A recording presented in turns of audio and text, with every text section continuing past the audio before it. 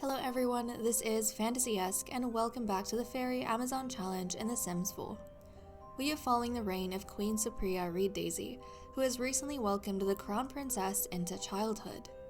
But the mother and daughter duo are off to a rough start. They have a bad compatibility and Lynette doesn't seem to have much interest in taking things seriously. So far, the Queen has decided to let things flow, but time will tell which direction this all takes. And then, of course, there is the matter of Lady Brent. The fairies have gathered in the birth chamber in anticipation for her labor. Everyone is holding their breath to see if she will deliver a girl and mark the end of the breeding season, or if she'll have a boy that might make a good marriage prospect for one of the other daughters in court. We are picking up at 2:30 a.m. on Sunday with Lady Brent, who is in labor, along with Queen Supria, who's on this side of the partition, and one of the counselors, Lady Bren. Now, the Queen had to pick from her two counselors who would be having the privilege of witnessing this birth closely. She has 100 relationship with both Bren and Kayla, and then she doesn't have any sort of compatibility to tell us who she has the closest relationship to. They're both basically equal, so I had to go by their age status, and Bren is older than Kayla, so she would have the right to sit in on this birth. But I'm excited to see what's gonna happen. Queenie, you keep getting up from your seat, which might be due to excitement, or other fairies stealing emotions from you, I don't know. But Brent, let's not waste any more time. I'm very excited to see what she's going to have. A girl would end the breeding season, and then we just focus on raising the children. But I kind of want a boy so that we could have, more marriages potentially. Right now we only have Prince Uther that we could marry one of the girls to in the future. So come on, Brent, what is it going to be? And it's a girl, so that's the end of the breeding season, guys. We have our 5th girl. Okay, this is going to be Dame Tinka. Dame Tinka Falcon Russell, welcome to the family. I suppose it is good in a way that she does have a daughter as well, because her bloodline is going to carry on, which is nice. And another girl! We have 6 girls now. 5 is kind of the limit. That means there is going to be no pregnancy after this, but she had twin daughters? Just like Katarina. Just like Katarina. That is like wildly successful. Okay, so this is going to be Dame Sycorax. Okay, so we have Tinka Falcon Russell and Sycorax Falcon Russell. Twin daughters! Oh my goodness. She had twin daughters. Our ladies are really lucky. Because how many ladies have had, children? We've only had the Queen. And then we've had, I think, Katarina, if I'm not mistaken. We've had, the Queen, and then we've had Katarina and Brent have girls. And our nobility seems to be very blessed in terms of fertility, because both of the nobles we've bred had twin daughters. That is actually amazing. Okay, so far it seems as though Tinka has the darkest skin and her younger sister Sycorax has the lightest skin. But we'll have to check again when they become infants, because I remember when Katarina had her twins, it seemed as though one daughter had light skin and the other had slightly darker skin, and then when they became infants, it swapped the other way. So we don't actually know their proper skin tones until they get a bit older. But that is so cute, and I'm so proud of Brent. I am sad that we don't have any boys. That does mean that the only marriage that we'll be seeing in this generation is going to be between Uther and someone. But, it's nice, I suppose. It's bittersweet. The breeding season has ended. We're not going to have any more pregnancies now. We have 2 princesses. We also have a whole bunch of noble little girls. So this is good. Katarina and Brent's bloodlines are very, very much secure. Okay, well, she's gonna have some precious time with her youngsters. Oh, I need to go ahead and I need to roll to see whether or not she survives this birth. Actually, we need to check that. So let me do all that, and then we'll be back. Ay ay ay. Just as a reminder, Lady Brand had a 4% chance of dying from childbirth. She had 1% from this being her first pregnancy, and 3% from her genetic sickness. And she rolled an 84, which means that she survived and had a very easy birth. We should also note that both her daughters have been born with a genetic sickness of 3%. But now I'm going to go ahead and move them into the female faculty, and then we'll take a look at someone who has aged up. Princess Jadis has aged up into an infant, so we're checking her out in Cass. Unlike her older sister, she is a calm infant, which I think comes from the fact that she's surrounded by other infants who probably take up the caretaker's energy and time, and so she's become used to regulating her own emotions and observing the world around her with a sense of quietness. In terms of appearance, she has neutral 11 skin, brown 5 hair, and blue eyes.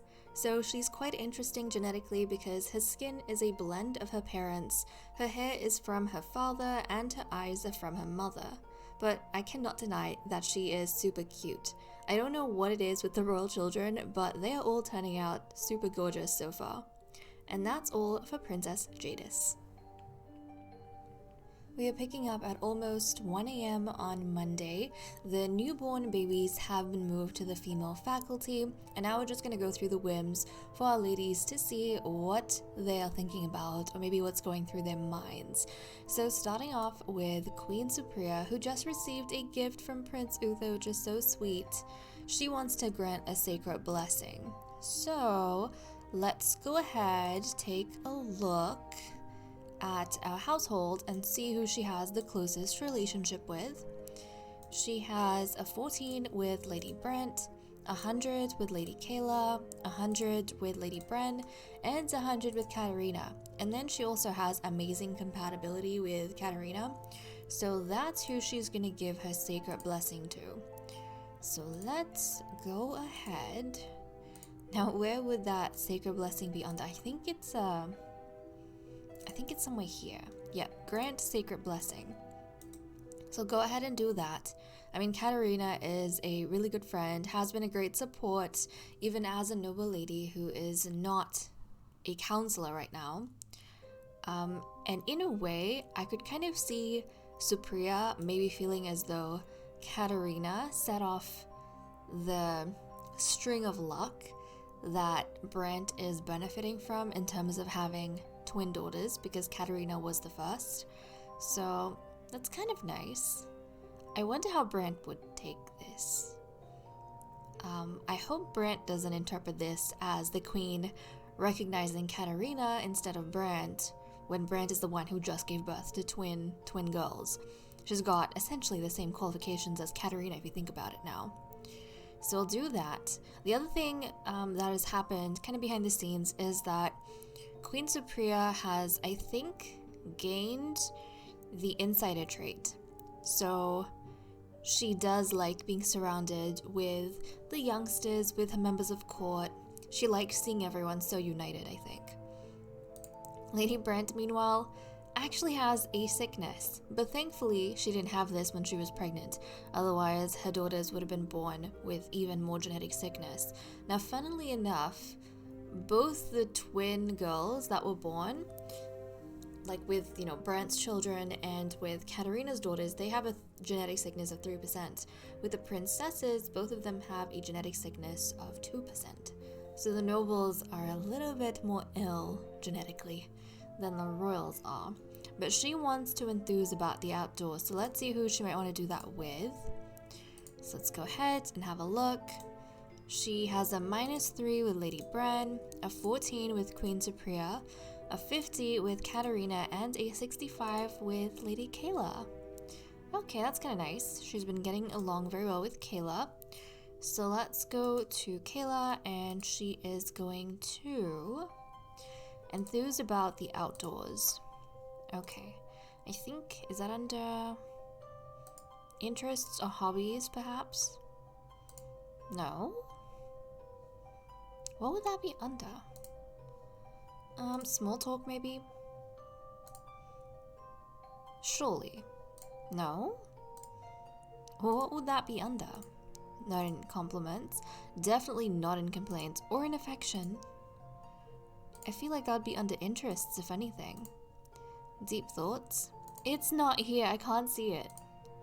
Okay. Well, we're just gonna flatter Kayla in that case. We're just gonna flatter Kayla and consider this complete. So let's go talk to Kayla.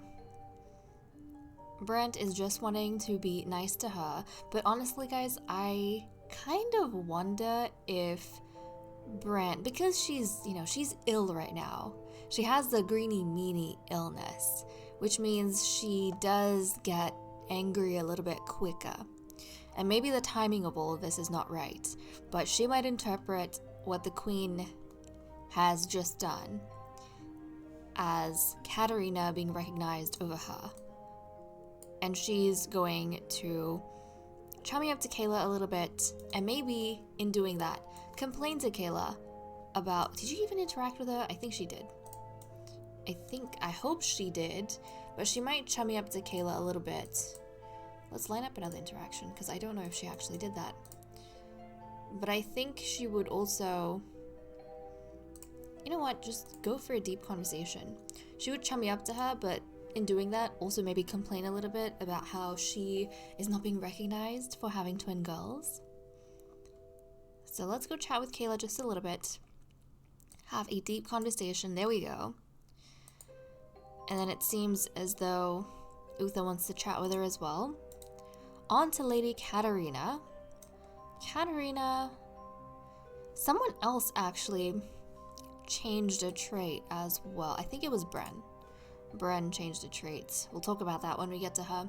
Katerina wants to discuss fine cuisine. So let's see who she has the good or the best relationship with. She has a 50 with Lady Brent, a 79 with Kayla, 100 with Bren, and 100 with Queen Supria. She has amazing compatibility with Supria and good with Bren. Okay, so she's going to discuss fine cuisine with Supria. It seems as though Supria and Katerina get along like really, really well. Okay, would that be under interest? Yes. Let's discuss fine cuisine. We'll discuss fine cuisine. No doubt, all of this is very much attached to discussion of the children, and you know, they are getting older and all of that, so it's very exciting, very, very wonderful. I think some of you lovelies in the last episode maybe was asking why the fairies were eating food and basically doing all of that mortal things when they don't need food, they feed off emotions, and it comes down to indulgence. I'm pretty sure I talked about it in the last episode, but they're indulging. Sometimes there are things they don't need to do, but they do it because they like it, or they have fun doing it. You know, it's a personality thing. It's not required unless you're a child. But in the case of Kayla and stuff, I think from time to time, we were saying that the reason why she was indulging in the luxury of eating was because our crown princess doesn't understand how fairies can go without that. That's a luxury she feels is essential to life, and so we said that Kayla was trying to appeal to her. Okay, Lady Bren, meanwhile, she is cleaning toilets. Oh, Bren, you did not have to do that, but she's actually very, very sweet. Also, we need to deal with all of this trash. I'm gonna just get rid of all of this trash that we have lying around. I mean, it is absolutely disgusting. We need the kitchen to be cleaner. We've got like cake down here. What is this? Like old grummy cake? No, no, no. Okay, Bren wants to flirt with someone. So let's see who she has a good relationship with. She has a -3 with Brent, 100 with Kayla, 100 with Katerina, and 100 with Supria. And let's see. She doesn't have a compatibility with the other two, but she has a good compatibility with Katerina. I swear, everyone just loves Katerina, and she's sword fighting with her as well. So let's come here and get her to flirt with Katerina. I feel like Bren has probably flirted Like, she has been a little bit forward with flirting with Katerina, but I don't think it's ever crossed into being something more. Like, nothing's ever been triggered between them or acknowledged between the two of them. But it seems as though this was the thing to kind of tip it over into something that they can acknowledge. I feel like before this point, Bren was always the one trying to get closer to Katerina, but she wasn't really sure if Katerina was receiving her feelings or reciprocating it. Like, she didn't know if Katerina was getting what she was trying to, tell her or show her. But I think during this moment between the two of them, in what seemed like a normal flirtatious exchange, for the first time Bren realized that Katerina does understand how she feels, and Katerina, she kind of returns it, or she's accepting of it, which I think would be a nice change of pace for Bren, because I feel like ever since Supria rejected her, she's been a little bit hesitant when it comes to romance, even though that is something that she craves. So there we go. Now, the other thing with Bren, she did have a change in personality, actually. She went from being active to being lazy. So she is now lazy. And within this particular context, I'm going to say that it probably has to do with the romantic part of her life.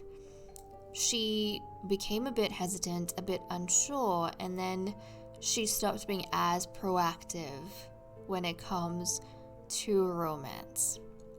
But it might be good that the change happened at this point in time, because maybe she was flirting with Katerina a little bit more enthusiastically than she normally does, and Katerina made a comment about, why don't you have any energy in your flirt today? Like, normally you're a bit more forward with this. And in doing that, Bren realized that, oh, hold on a second, Katerina, she knows the way I feel and she's not refusing me. Okay, I'm kind of happy the way that turned out. And then we have Lady Kayla. What, are you guys holding a meeting in the bathroom? What's going on? Kayla wants to go swimming. So let's actually send her. Let's send her over here. And she's going to go ahead and she is going to swim some energized laps. Come on, Kayla. Let's get going. Hold on. You know what? I'm sorry. I'm going to have to take you out of this conversation because you were kind of stuck there. Okay, let's swim. The Crown Princess is already swimming over here. This is kind of perfect timing yet again. It definitely feels like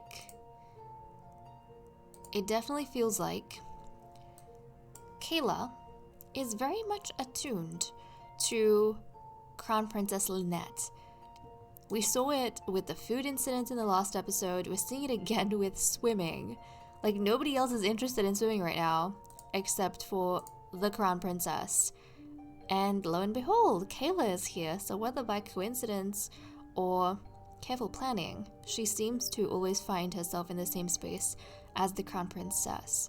I think at one point we were talking about whether or not Supria is going to step forward to try and bridge the gap between herself and her daughter, given they have bad compatibility, and if she was going to try and give her daughter some more direction in life, because Lynette is not really interested in politics at all, and she's not really interested in working hard, right? You guys were saying that Supria might be different from Darling, who was very hands-off. But I almost wonder if Kayla, one of our counselors, might be the one to step up and have a really close bond with the Crown Princess and kind of be the guiding figure in her life. I don't know, that could very well be a thing. But it seems as though that is all we have for the ladies and their whims. And with that said and done, I'm going to leave off here. Thank you so much for watching. I hope you all enjoyed, and I will see you all next time. Bye-bye.